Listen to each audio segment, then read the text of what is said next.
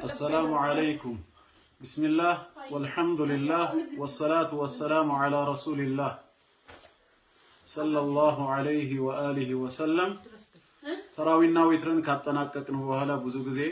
ያው የሚወጣውም ሰው ቶሎ ብሎ ፍጥኖ ይወጣል አረፍ የሚለውም ሰው ግርግሩ እስኪቀንስለት ባለበት ቦታ ይቀመጣል ነገር ግን ተራዊያችንን ወይም ከነዊትሩ ካጠናቀቅን በኋላ አንድ የምትባል ዚክር አለች እሷን ለማስታወስ ነው ልክ ከፈርድ ሰላት በኋላ ሲጠናቀቅ አስተግፊሩላህ አስተግፊሩላህ አስተግፊሩላህ እንደምንለው ይሄኛው ላይ ግን መጨረሻ ዊትር ተሰግዶ ሲጠናቀቅ ሰላታችን እንደጨረስን ለማለት ነው ሱብሃነል መሊክል ቁዱስ ሱብሃነል መሊክል ቁዱስ ሱብሃነል መሊክል ቁዱስ የሚለውን እንዳንረሳ ለማስታወስ ነው ሱብሃን ማለት ጌታችን አላህ ከጉድለት ባህሪያት ሁሉ ጥራት ይገባው ምሉእነት የሱ መገለጫ ነው